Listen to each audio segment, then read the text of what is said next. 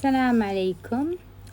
I wanted to start this new series called My Reflections on Faith.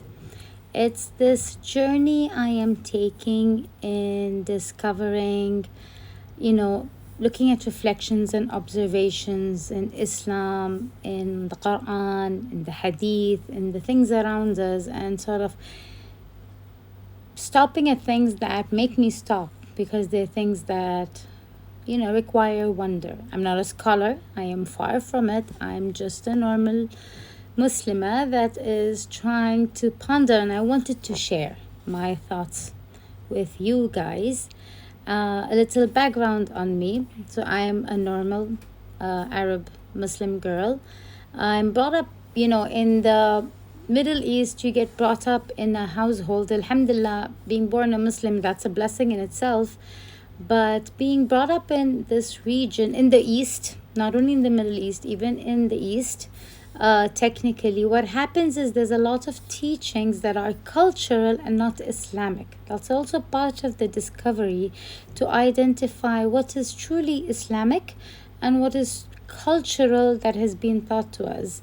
And the biggest challenge that I faced with that is that when I discover something that is only purely cultural, has nothing to do with Islam, and you tried to advise the elders and tell them that, this is not how it is, but in our cultures over here, elders know better.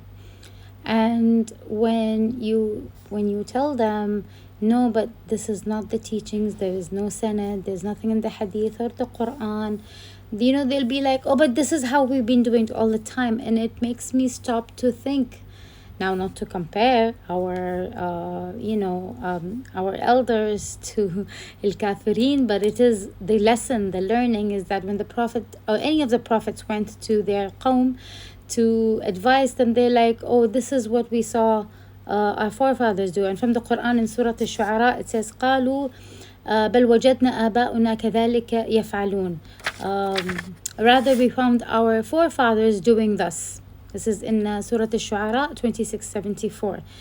So the idea is, the challenge is, but I'm a very logical person. I'm actually a lawyer. So I have to logic and reason. And we have to stop to think that in the Quran, Allah has told us so many times, أفلا تتفكرون أفلا يتدبرون أفلا تعقلون.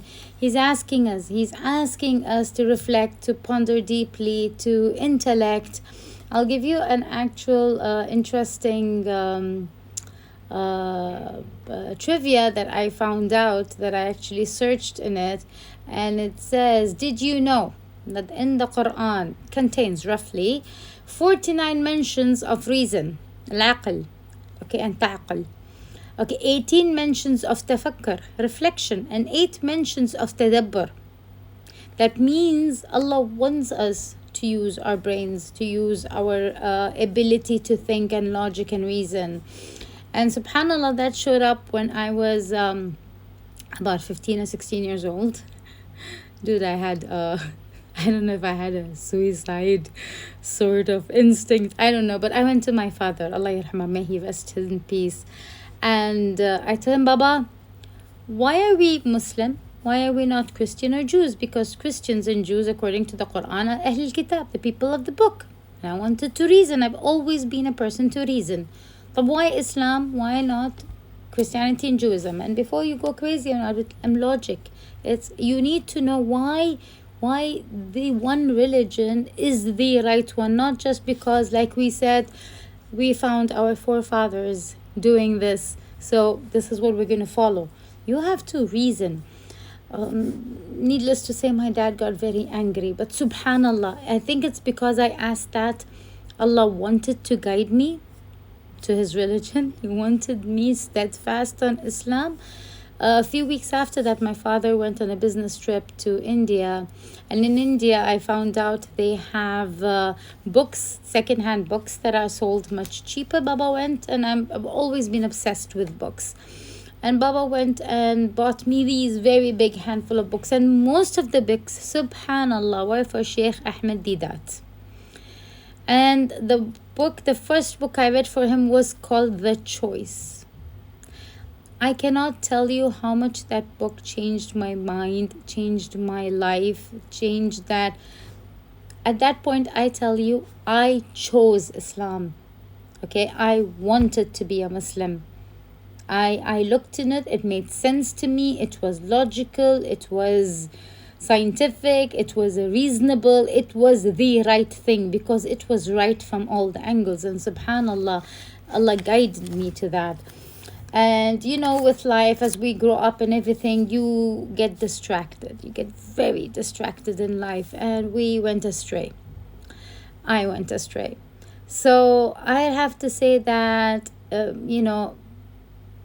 there's always been something that drew me away from Allah. I'm not always 100% on my obedience and worship and everything. We struggle, but I think that personally I don't struggle enough.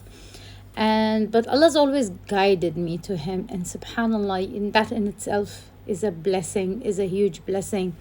And so recently, in the last 2 months, I've been wanting to dive deeper, and I've been finding amazing things, questions that come up, and I'm researching. I'm like, subhanallah.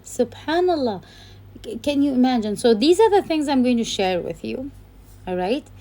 And when I do so, feel free to comment, and your comments enlighten me. If you have something more to add to what I say, maybe if I've said anything wrong, because anything wrong I say is from me, but anything that is good and correct is of course from Allah subhanahu wa ta'ala.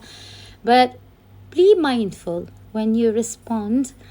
Please be kind, please be Muslim about it, and be soft, right? Because you don't want to collect bad sort of deeds just because you don't like my content, or you don't like me, or you don't like my face. You can just ignore me.